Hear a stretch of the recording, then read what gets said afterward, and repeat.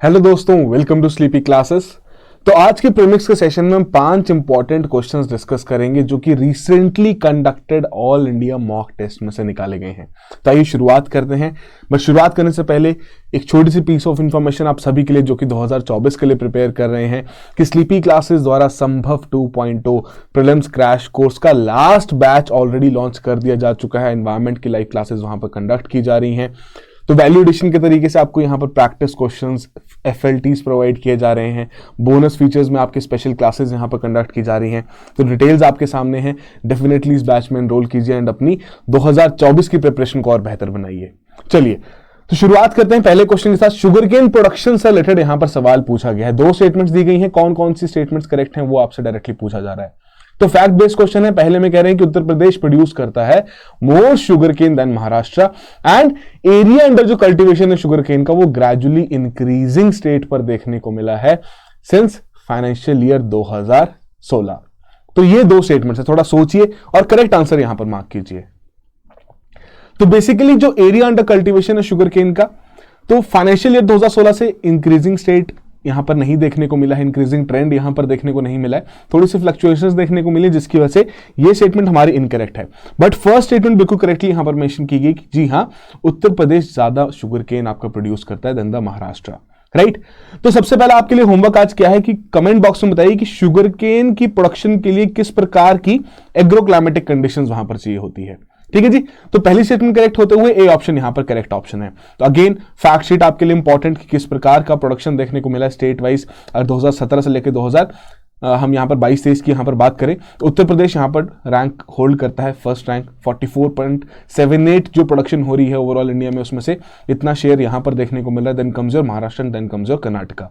तो ये एटलीस्ट जो टॉप 5 है इनका एक सीक्वेंस यहां पर याद रखना जरूरी है आपके लिए। Apart from that area under production किस तरीके से चेंज हुआ है, प्रोडक्शन में क्या चेंजेस आए हैं, प्रोडक्टिविटी में किस तरीके के चेंजेस आए हैं, तो वो बेसिक से पॉइंट्स यहां पर आपको दे दिए गए हैं। तो एरिया अंडर प्रोडक्शन अगर हम फाइनेंशियल ईयर 2016 की बात करें इस पर्टिकुलर पॉइंट के बाद, तो जी हां, थोड़ा सा आपको उतार चढ़ाव वाला ट्रेंड यहां पर देखने को मिल रहा है। ठीक है। उसकी वजह से प्रोडक्शन में भी आपको थोड़ा फ्लक्चुएटिंग ट्रेंड यहां पर फॉर श्योर देखने को मिलेगा। तो आई होप आपने इस क्वेश्चन को यहां पर करेक्टली मार्क किया हो क्योंकि इस तरीके के सवाल पहले भी पूछे जा चुके हैं। चलिए अगले क्वेश्चन की ओर बढ़ते हैं। रॉयल्टी रेट से रिलेटेड यहां पर आपसे पूछा गया है।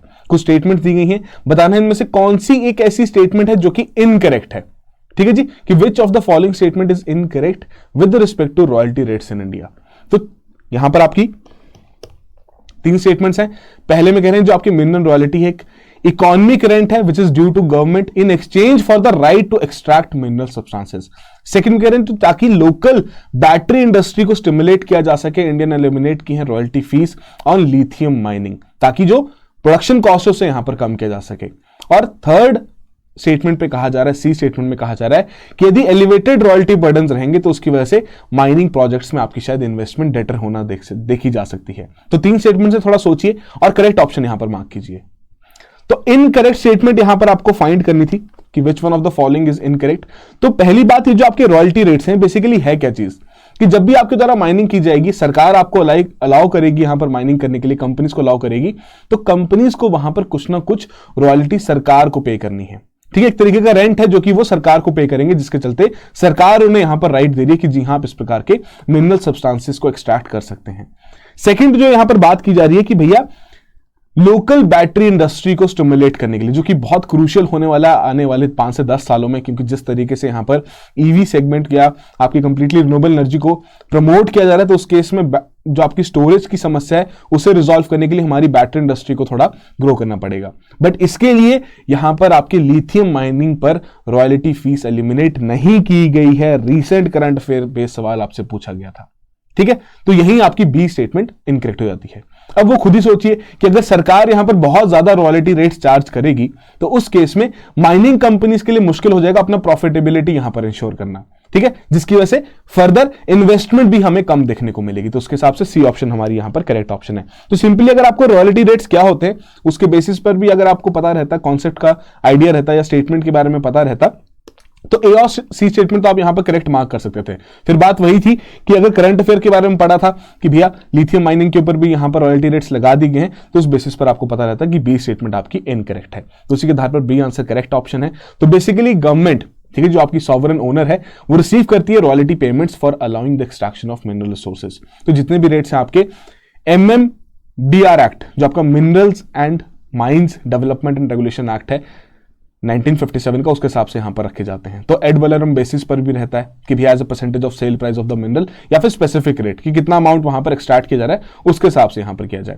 तो 2023 में कैबिनेट ने यहां पर अप्रूव की royalty rates for 3 critical minerals, lithium, niobium and rare earth minerals. तो उनके लिए यहां पर पॉइंट्स रख दिए गए हैं कि 3% of the London metal exchange जो वहां पर प्राइस चलेगा उसके हिसाब से यहां पर किया जाएगा। नोइबियम के केस में आपको जो एवरेज सेल्स प्राइस है उसके हिसाब से यहां पर किया जाएगा। एंड अगेन 1% यहां पर रेयर अर्थ मिनरल्स के लिए रखा गया कि जो भी एवरेज सेल प्राइस रहेगा उसका 1% यहां पर सरकार को पेमेंट की जाएगी। तरीके की रॉयल्टी पेमेंट यहां पर देखने को मिलेगी। बाकी एग्जांपल्स यहां पर कोल के लिए भी लिग्नाइट, आयरन ओर, कॉपर, इन सभी में आपके इस प्रकार से रॉयल्टी रेट सरकार द्वारा चार्ज किए जाते हैं।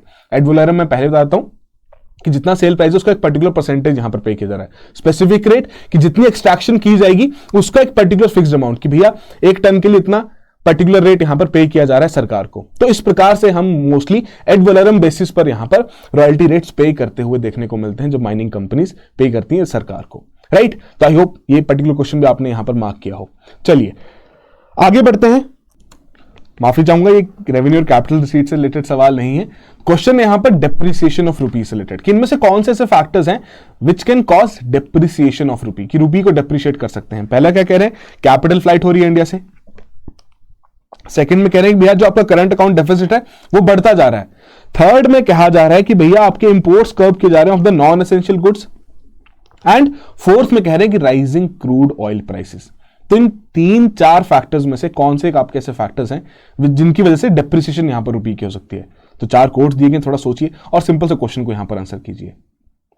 तो डेप्रिसिएशन ऑफ रुपी, इसका बेसिक सा मतलब क्या है कि रुपी आपका सस्ता होता जा रहा है, या फिर यदि आप डॉलर खरीदने जाएं तो उस केस में आपको रुपी और ज्यादा यहां पर यूज करना पड़ रहा है, कि रुपी की वैल्यू यहां पर गिर रही है, कम हो रही है। कि पहले अगर आपको $1 खरीदने के लिए 75 रुपीज यूज करने पड़ रहे थे, अब उसके केस में आपको 80 रुपए तक यूज करना पड़ रहा है। तो मतलब रुपी यहां पर डेप्रिशिएट हो रहा है, राइट। तो कौन कौन से फैक्टर्स भैया, कैपिटल फ्लाइट की बाहर के जितने भी इन्वेस्टर्स हैं वो अपना डॉलर यहां से लेकर बाहर जा रहे हैं, इंडिया से लेकर बाहर जा रहे हैं, कि जो भी उन्होंने यहां पर हमारी कैपिटल मार्केट्स में इन्वेस्ट कर रखा था उसे बेचकर सारा डॉलर वापस लेके जा रहे हैं। तो उस केस में क्या होगा कि डॉलर की जो अवेलेबिलिटी है वो लिमिटेड हो जाएगी, जिसकी वजह से डॉलर के प्राइस बढ़ने शुरू हो जाएंगे। डॉलर का प्राइस बढ़ेगा, डॉलर स्ट्रेंथन होगा, तो उसकी वजह से रुपी यहां पर डेप्रिशिएट होगा। तो पहला तो पॉइंट यहां पर करेक्ट है। सेकंड करें कि भैया करंट अकाउंट डेफिसिट बढ़ रहा है। तो करंट अकाउंट डेफिसिट कब क्रिएट होता है, कि भैया जब आपका इंपोर्ट ज्यादा है एंड जो आपका एक्सपोर्ट है वो कम देखने को मिल रहा है, राइट। तो अगर ये बढ़ता जा रहा है तो मतलब क्या है कि इंपोर्ट और ज्यादा यहां पर ग्रो हो रहा है एंड एक्सपोर्ट में भी हम थोड़ी कटौती देखने को मिल रही है। तो उस केस में यदि इंपोर्ट की वैल्यू इंक्रीज कर रही है और उसकी पेमेंट हमें डॉलर्स के माध्यम से करनी है, तो कहीं ना कहीं हमें और डॉलर की डिमांड यहां पर क्रिएट करनी पड़ेगी, जिसकी वजह से उसका प्राइस यहां पर इंक्रीज होगा। अब सिंस डॉलर का प्राइस इंक्रीज होगा तो उसकी वजह से रुपी हमारा डेप्रिशिएट करेगा। तो सेकंड भी करेक्ट है। थर्ड में कह रहे हैं कि भैया जो आपके नॉन एसेंशियल गुड्स हैं उनके इंपोर्ट्स को कर्ब किया जा रहा है, तो बेसिकली इसकी वजह से हमारा इंपोर्ट बिल कम आएगा। तो डेप्रिशिएटिंग इंपैक्ट ये क्रिएट नहीं करेगा रुपी के ऊपर।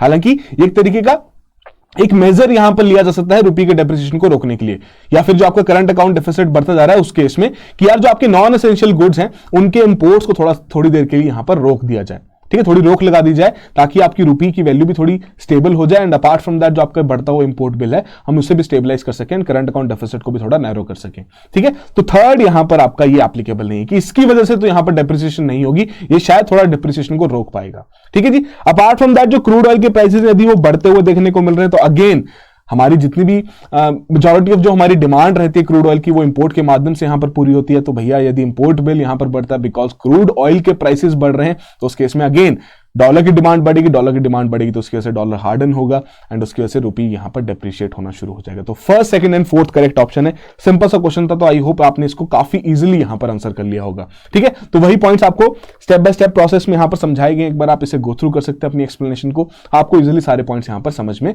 आ जाएंगे। चलिए, पेटेंट ऑफ सीड वैरायटीज से रिलेटेड यहां पर 3 स्टेटमेंट्स दी गई हैं, बताना है कितनी स्टेटमेंट्स यहां पर करेक्ट है। पहले में कह रहे हैं जो आपकी सीड वैरायटीज है ना वो इंडिया में पेटेंट नहीं की जा सकती। सेकंड में कहा जा रहा है कि under the Indian patent act, ठीक है जी, कि बायोलॉजिकल प्रोसेस जो है आपकी सीड्स क्रिएट करने की वो भी डायरेक्टली पेटेंटेबल नहीं है। थर्ड में कहा जा रहा है कि जो प्रोटेक्शन है of the plant varieties and farmers right act 2001 का वो गवर्न करता है intellectual property rights for transgenic varieties. तो ये 3 स्टेटमेंट्स यहां पर दी गई हैं। कितनी स्टेटमेंट्स यहां पर करेक्ट हैं वो आपको बताना है, ठीक है जी। करेक्ट स्टेटमेंट यहां पर पूछी जा रही है, राइट। तो थोड़ा सोचिए, करेक्ट ऑप्शन यहां पर मार्क कीजिए।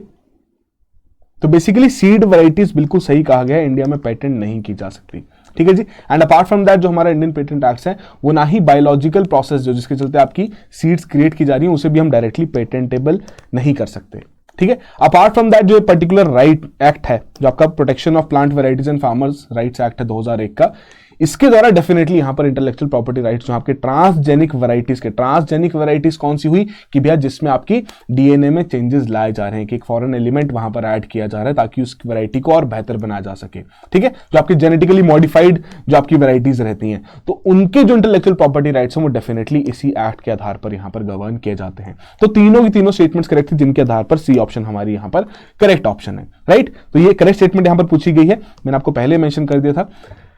तो ये बेसिक्स इंफॉर्मेशन है। तो देखिए ये समस्या बहुत समय से देखने को मिल रही है और उसकी वजह से जो पेप्सिको का एक केस चला है यहाँ पर फार्मर्स के साथ, जिसमें अगेन दिल्ली हाई कोर्ट द्वारा डिफरेंट जजमेंट्स यहाँ पर पास की गई। पहले उन्होंने कहा कि नहीं, यहाँ पर जो इस पर्टिकुलर अथॉरिटी ने जो आपकी plant varieties, protection of plant varieties and farmers rights act की जो आपकी अथॉरिटी है उनके द्वारा जो डिसीजन सुनाए गए हैं वो डिसीजन बिल्कुल सही है, ठीक है। यहाँ पर पेप्सिको का पेटेंट नहीं बनता है एक पर्टिकुलर पोटैटो की वैरायटी के ऊपर, बट लेटर ऑन यहां पर कहा गया दिल्ली हाई कोर्ट द्वारा ही कि नहीं, वो जो पर्टिकुलर यहां पर पेप्सिको का एक क्लेम है वो बिल्कुल वैलिड है और वो उस पर्टिकुलर वैरायटी को यहां पर एक तरीके से अपना पेटेंट फाइल कर सकता है, ठीक है। तो बहुत लंबा इशू यहां पर चला, उसको तो हम डिस्कस नहीं करेंगे, हमने पहले भी डिस्कस किया है, राइट। अपने करंट अफेयर्स में भी डिस्कस इसके द्वारा यहां पर किया गया।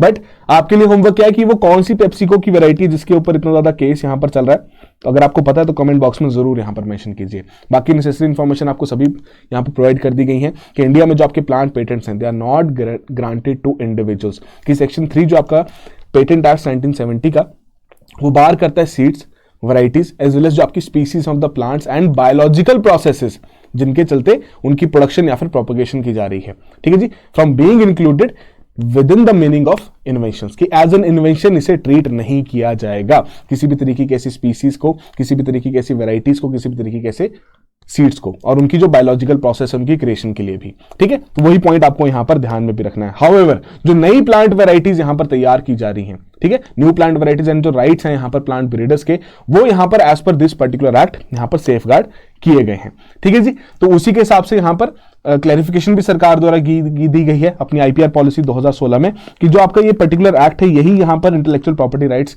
गवर्न करेगा आपकी ट्रांसजेनिक वैरायटीज के लिए, जो आपकी जेनेटिकली मॉडिफाइड वैरायटीज है, ठीक है जी। चलिए आगे बढ़ते हैं। Types of physical policy related last question यहां पर बहुत ही सिंपल सा है, इनकरेक्ट स्टेटमेंट यहां पर फाइंड आउट करनी है। पहले में कह रहे हैं कि during a boom in economy जो काउंटर साइक्लिकल फिजिकल पॉलिसी है it aims at raising taxes and cutting public expenditure. Second में कह रहे हैं कि भैया प्रो साइक्लिकल पॉलिसी जो रहेगी वो एम्पलीफाई करेगी इकोनॉमिक फ्लक्चुएशंस को, और जो आपकी काउंटर साइक्लिकल पॉलिसी रहेगी वो उन्हें डैम्पन करेगी, ठीक है, जो फ्लक्चुएशंस की बात की जा रही है कि उन्हें यहां पर डैम्पन करेगी। थर्ड में कह रहे हैं कि भैया इंडियन गवर्नमेंट ने इंप्लीमेंट की थी काउंटर साइक्लिकल फिजिकल मेजर्स ताकि नेगेटिव जो इकोनॉमिक इंपैक्ट था कोविड-19 पेंडेमिक का उसे यहां पर मिटिगेट किया जा सके। तो 3 स्टेटमेंट दी गई है, थोड़ा सोचिए और करेक्ट ऑप्शन यहां पर मार्क कीजिए। अगर आपको लगता है कोई भी इनकरेक्ट नहीं है तो डी ऑप्शन यहां पर आपकी करेक्ट ऑप्शन बन सकती है। थोड़ा सोचिए और थोड़ा असर कीजिए। तो यहां पर basically types of physical policies जो दो यहां पर डिस्कस की जा रही है वो कौन सी है, pro cyclical as well as counter cyclical, right. तो प्रो साइक्लिकल और काउंटर साइक्लिकल में डिफरेंस क्या है ये समझ लीजिए। तो देखिए जो आपकी प्रो साइक्लिकल है and second one is your counter cyclical, ये सिंपल से पॉइंट यहां पर क्या रखते हैं, ये सिंपल सा पॉइंट यहां पर इनके द्वारा ये रखा जाता है कि भाई साहब यदि इकोनॉमी में बूम देखने को मिल रहा है कि इकोनॉमी ग्रो कर रही है तो पॉलिसी भी उस तरीके की फॉलो की जाएगी। पॉलिसी फिर उसके उस दौरान यहां पर आपकी एक्सपेंशनरी नेचर की फॉलो की जाएगी जब इकोनॉमी यहां ग्रो कर रही हो। बट वहीं अगर मैं काउंटर की बात करूं कि काउंटर के समय पे क्या होगा कि भैया यदि इकोनॉमी वहां पर ग्रो कर रही है, ठीक है, तो उस समय पे थोड़ी कॉन्ट्रैक्शनरी पॉलिसीज फॉलो की जाएंगी ताकि इन्फ्लेशनरी प्रेशर्स को थोड़ा कंट्रोल किया जा सके। तो नाम से क्लियर हो रहा है काउंटर साइक्लिकल मतलब कि जिस ट्रेंड में इकोनॉमी जा रही होगी उससे ऑपोजिट ट्रेंड में यहां पर फिजिकल पॉलिसी इंप्लीमेंट की जाएगी। वहीं प्रो साइक्लिकल में क्या होगा कि जिस ट्रेंड को यहां पर इकोनॉमी फॉलो कर रही होगी, उसी ट्रेंड की आपकी फिस्कल पॉलिसी भी फॉलो की जाएगी। तो इकोनॉमी ग्रो कर रही है तो उस दौरान आपकी एक्सपेंशनरी पॉलिसी फॉलो की जाएगी। तो एक्सपेंशनरी पॉलिसी में हम क्या कहते हैं कि भैया उस दौरान कि कहीं ना कहीं सरकार द्वारा गवर्नमेंट जो स्पेंडिंग है, गवर्नमेंट की जो यहां पर स्पेंडिंग है वो इंक्रीज हो जाती है, ठीक है जी। एक्सपेंशनरी फिस्कल पॉलिसी में और जो टैक्सेस हैं वो यहां पर सरकार कम चार्ज करती है ताकि लोग ज्यादा पैसा यहां पर खर्च करें। तो उसी वजह से हम क्या देख रहे हैं कि भैया जो इकोनॉमिक फ्लक्चुएशंस हैं during a pro cyclical policy, तो यदि इकोनॉमी ग्रो कर रही है उस प्रकार की पॉलिसी यहां पर फॉलो की जा रही है, सो इन टर्न ये कहीं ना कहीं उसमें एक कैटलिस्ट का काम करेगी और ज्यादा यहां पर इन्फ्लेशनरी प्रेशर यहां पर क्रिएट करेगी, ठीक है। तो दोनों तरीके के आपकी पॉलिसीज का यहां पर फायदा देखने को मिलता है, बट इंडिया के केस में यहां पर आपकी कहीं ना कहीं counter cyclical fiscal policy follow की जाती है कि जब इकोनॉमी ग्रो कर रही है तब उस दौरान आपकी कॉन्ट्रैक्शनरी फिस्कल पॉलिसी रखी जाएगी कि इकोनॉमी ग्रो कर रही है, इन्फ्लेशनरी प्रेशर्स यहां पर क्रिएट हो रहे हैं, नई डिमांड यहां पर क्रिएट होती हुई देखने को मिल रही है, तो फ्यूचर में इन्फ्लेशन को प्रिवेंट करने के लिए कुछ हद तक यहां पर फिर आपकी एक तरीके की वहां पर काउंटर साइक्लिकल फिस्कल पॉलिसी रहेगी, कॉन्ट्रैक्शनरी फिस्कल पॉलिसी कि यहां पर कोशिश की जाएगी कि चलो गवर्नमेंट अपनी स्पेंडिंग को थोड़ा लिमिट करे एंड थोड़े टैक्सेस यहां पर बढ़ाए जा सकें, जिसके चलते थोड़ा पब्लिक की भी जो डिमांड क्रिएट हो रही है उसको भी हम कंट्रोल कर सकें। तो प्रो और काउंटर इस तरीके से काम करती हैं। तो पेंडेमिक के टाइम पे क्या हुआ था कि भैया हमारी इकोनॉमी में कॉन्ट्रैक्शन आ गई थी, तो उस समय पे अगर प्रो साइक्लिकल फॉलो करते तो हमारे द्वारा अगेन कॉन्ट्रैक्शनरी पॉलिसी फॉलो की जाती, ठीक है, जिसमें गवर्नमेंट भी अपनी स्पेंडिंग को लिमिट कर देती और टैक्सेस भी वहां पर बढ़ा देती। अब उसकी वजह से क्या होता कि जो एक मेजर इकोनॉमिक फ्लक्चुएशन आया था कि हम कॉन्ट्रैक्शन वहां पर विटनेस कर रहे थे, उस कॉन्ट्रैक्शन का जो मैग्नीट्यूड था वो और ज्यादा यहां पर एम्पलीफाई हो जाता कि और कॉन्ट्रैक्शन देखने को मिलती। बट सरकार ने यहां पर क्या किया, counter cyclical fiscal policy follow की। उन्होंने बोला कि नहीं, इस समय पे हमारे द्वारा गवर्नमेंट स्पेंडिंग भी बढ़ाई जाएगी और टैक्सेस थोड़े हम कम चार्ज करते हैं, ठीक है।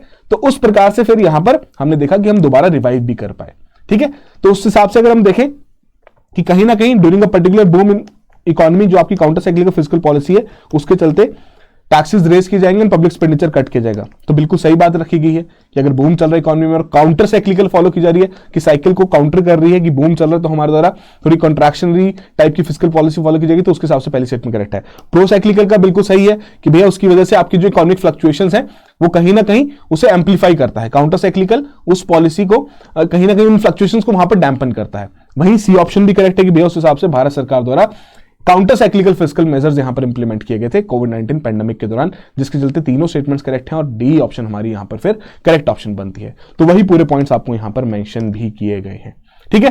तो ये थे 5 क्वेश्चंस। आई होप आप सभी ने बहुत अच्छे से यहां पर अटेम्प्ट किया हो। जो भी आपका स्कोर रहा है कमेंट बॉक्स में जरूर मेंशन कीजिए और इसी तरीके से रेगुलरली इस इनिशिएटिव को फॉलो करते रहिए। कोई डाउट रहे, आपका कोई टॉपिक रहे जिसे आप डिस्कस करना चाहते हैं, आपको लगता है कि नहीं समझ में नहीं आ रहा और आप चाहते हैं कि मैं उस पर कोई 2 मिनट सीरीज का सेशन वहां पर बनाऊं, तो डेफिनेटली उसे भी मेंशन कीजिए कमेंट बॉक्स में। फॉर श्योर हम उसे कंसिडर करेंगे, बहुत जल्द उससे रिलेटेड आपके लिए 2 मिनट सीरीज का लेक्चर भी वहां पर निकालेंगे, ठीक है जी। चलिए, so that will be all the very best, have a good preparation.